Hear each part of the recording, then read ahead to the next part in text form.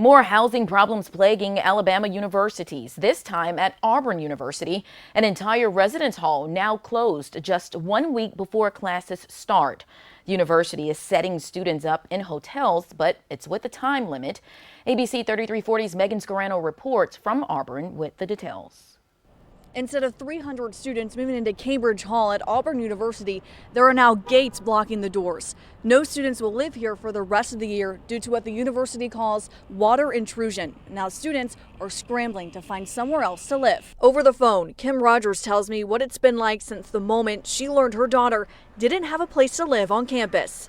So it's been very frustrating. I think the most frustrating part was the lack of communication and what I feel like is a lack of honesty on their part, on Auburn's part. With little notice and just days away from the start of classes, Rogers had to find her daughter a new apartment. Being states away from home has added even more stress. They kind of let us on a little bit. I think they knew earlier, they could have told us sooner. It would have been a little bit more acceptable. Auburn is setting students up in hotels, but by August 30th, they need to have another place to live. The university is also providing each student with $5,000 to help with the cost of finding off-campus housing and refunding their housing payment. Freshman Piper Reed is thankful she found somewhere to stay once the hotel is no longer an option. My apartment, yes, we do have to buy some furniture for it, which I was not expecting, but in the end, I get to kind of make it my own. Roger's daughter will move into her apartment by the end of the week. While she was able to sort this issue out for her daughter, she wonders what's in store for the rest of her freshman year. Hotel options and the money to help find off-campus housing, do you think that that's enough from the university after all of this?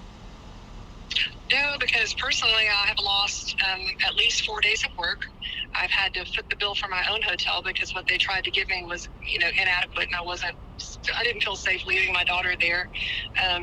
And then, just the emotional turmoil of our family, and now the expense of trying to, now she's in an apartment. She was slated to go into a dorm, so that's a whole different scenario of things to buy. I was told no one from the university was able to interview with me today because they were busy working with students to secure housing.